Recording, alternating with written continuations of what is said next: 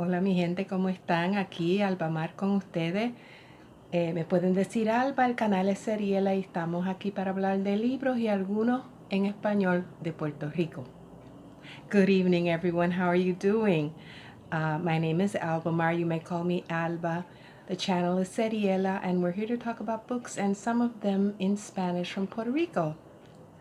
I'm going to do the Jaclyn Booktube Bar Exam tag, which was created originally by Britta Bowler. Delightful tag because this is the way that we're congratulating Jaclyn for having passed the Texas bar exam. Congratulations, Jaclyn. So happy for you.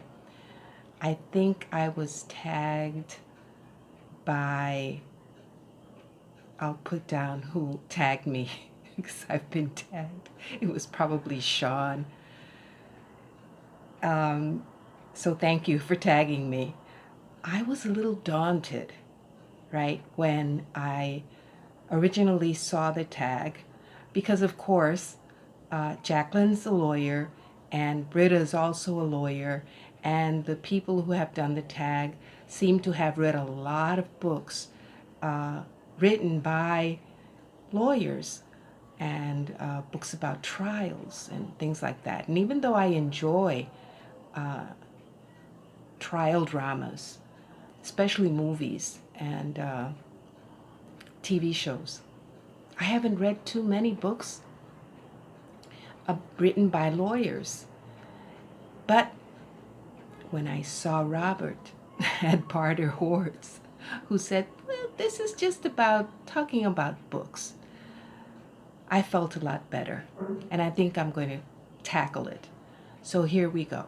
First of all, I want to thank Jaclyn for recommending the autobiography of Buruz Buchani, which I hope to acquire one day. In the meantime, I read A Letter from Manus Island, which is his manifesto. It reminded me, the tone and the message reminded me of reading Viktor Frankl's Man's Search for Meaning. At that level we're talking about. And it's just a tiny pamphlet, a manifesto, but it's a very powerful message. And I will keep it in mind every time I hear news about refugees around the world. So thank you, Jaclyn. Very powerful read. Number one, the first prompt is Billable Hours, a book in which money plays an important role. I don't know if you saw my last video in which I talked about books about money, but the first one for me is definitely nonfiction, La Deuda Odiosa. La Deuda Odiosa y la Descolonización de Puerto Rico, written by a lawyer, as a matter of fact. Jose Nicolas Medina Fuentes is a lawyer, and he's calling into question the source, the information that alleges that we owe, that our debt in Puerto Rico amounts to $72 billion, and a debt that the government and the fiscal board refused to audit, so that right now we don't know how we got to that amount and whether that amount is even legal.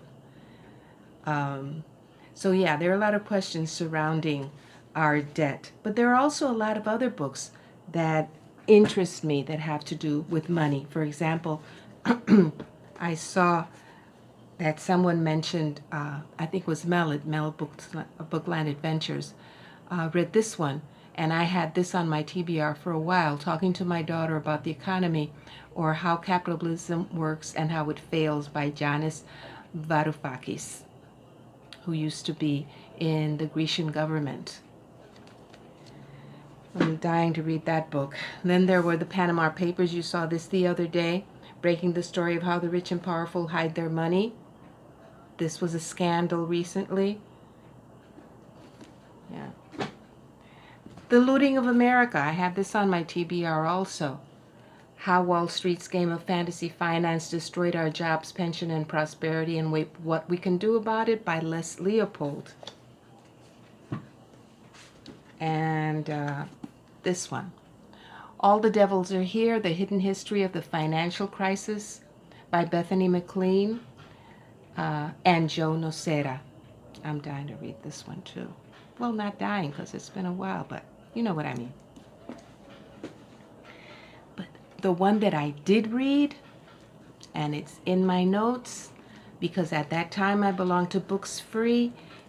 Books Free, it's changed its name. I don't know what it's called now, but it used to be a rental service, and that's how I got my reading done. I would rent books from Books Free.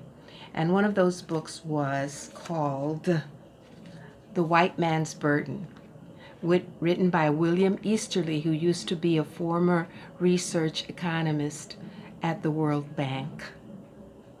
And this talks about how is it possible that $2.3 trillion was spent in the last 50 years and has not reached the poor or made a dent in poverty worldwide.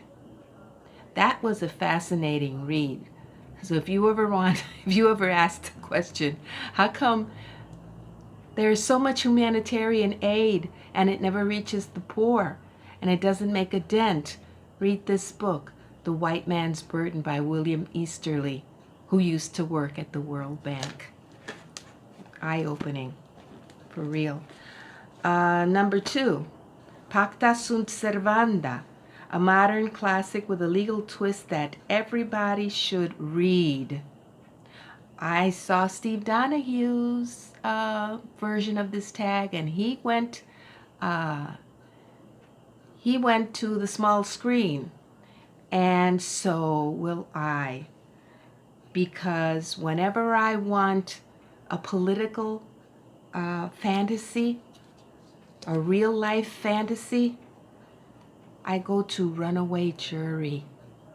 I watch this movie to feel good.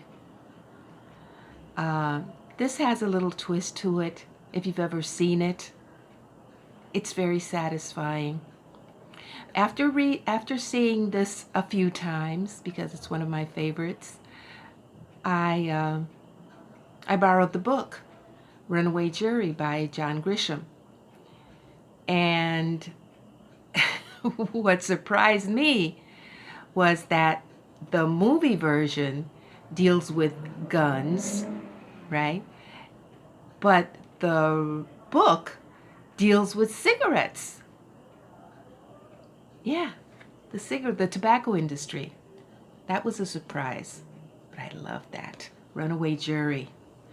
Number 3, Construction Law, a book that dazzled you with its complex structure. And I think a little birdie told us that it could be a book about a construction. Well, the only one that I could think of was Pillars of the Earth by Ken Follett. I don't have it with me, thank God. I read it. It was very interesting, the first part about the mason and how they went about constructing this cathedral in the medieval period. I found it fascinating. But towards the end of the book, I was wondering, when is this going to end? Is this ever going to end? That's all I remember. About Pillars of the Earth. Number 4, The Franklin Rule of Evidence, a book with an unreliable narrator. Well, the one that I remember is Mayoral, and I've done a review of Mayoral written by Ramon Edwin Colón Prats, who's also a lawyer. Why? Because the main character of this novel, Mayoral, which is set here in Puerto Rico, in San Sebastián de las Vegas del Pepino, where I used to live, and where Ramon Edwin is a lawyer. The main character has problems. He suffers from mental health issues, and he's supposed to be a witness in a trial, and the trial hinges on his testimony. But can he be a reliable witness if sometimes he doesn't remember things correctly, admitted by the character? Sometimes he doesn't know whether he remembers things or whether he imagines it. So yeah, that was a very poignant book. And then an unreliable narrator. I don't know if you remember, this scandal was like on the level of a million tiny pieces, 1,000 pieces. You remember that scandal? That was supposed to be a memoir, and it turned out that the author admitted that it wasn't a memoir. Same thing happened with this book, which I read from the library. I saw it on Oprah. So yeah, Oprah was duped twice with some of these authors. It was called A Rock and a Hard Place, supposedly written by a young boy, a teenager, by the name of Anthony Godby Johnson. And I wrote down, oh, so tragic, the story. I was so moved. Come to discover later on that it was a fraud, and it was written by a woman who passed herself off as Anthony, as Tony, and wrote about this poor boy's life,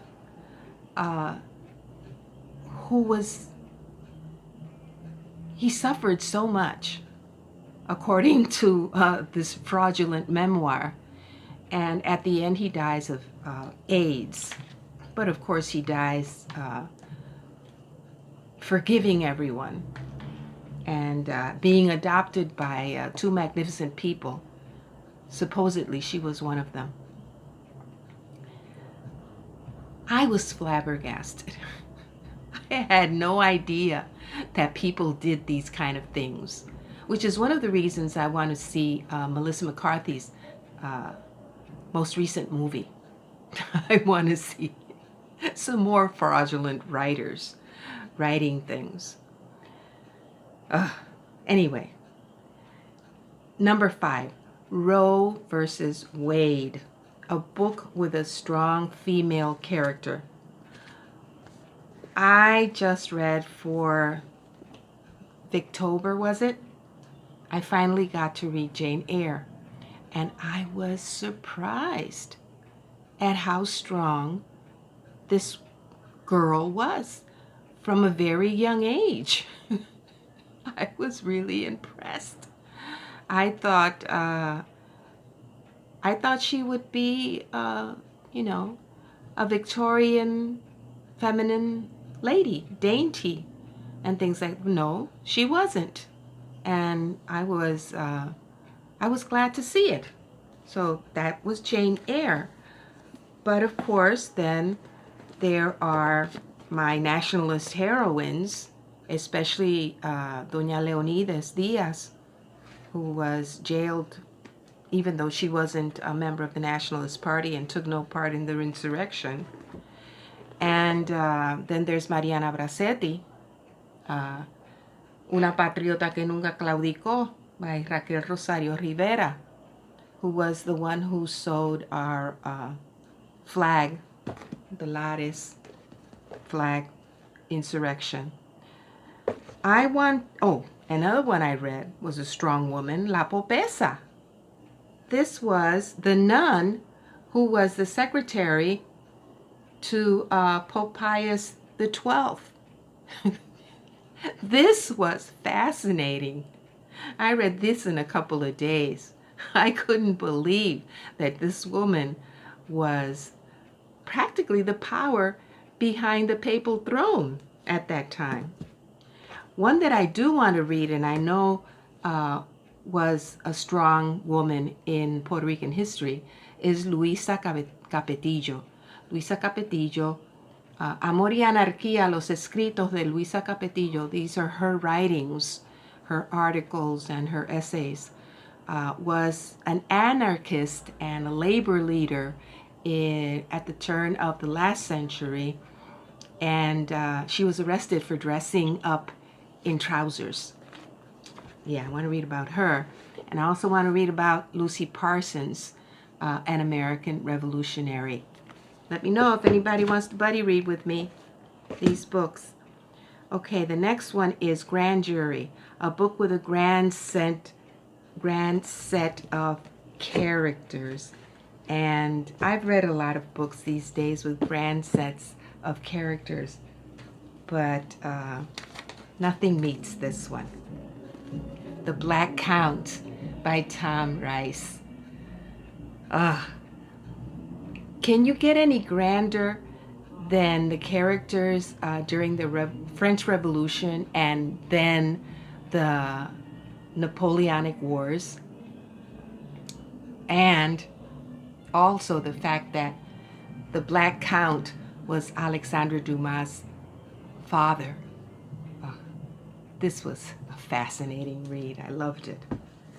And then Malpractice, a book you love that features an unlikable character, preferably a professional.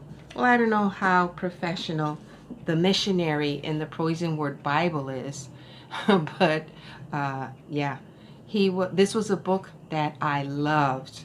I really loved this book. And I found the missionary father an unlikable character.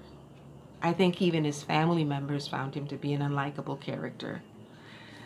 But another unlikable character, and I'm going to put the title up there, was the dictator Leonidas Trujillo of the Dominican Republic. And he was written about in a novel. He was fictionalized in the novel called La Fiesta del Chivo, The Goat's Fiesta, written by Mario Vargas Llosa, the Peruvian novelist. I really enjoyed that book because my mother grew up under the Trujillo dictatorship, and I had never read anything about it. So yeah, that was another one for number 7. Bonus questions. A South African author you love? I just finished a book a few weeks back by Sindiwe Magona called Mother to Mother. I read it thanks to Karen at Run Right Reads. She had that on her TBR, and I borrowed it from the library, and yes, it was a fascinating, engrossing, absorbing, moving read about apartheid in South Africa. But then I have this one on my TBR. It's in Spanish. Somebody unhauled it in my direction. And I've been hearing this author, Coetzee, mentioned a lot. And I've never read anything by him. So I'll be reading this soon.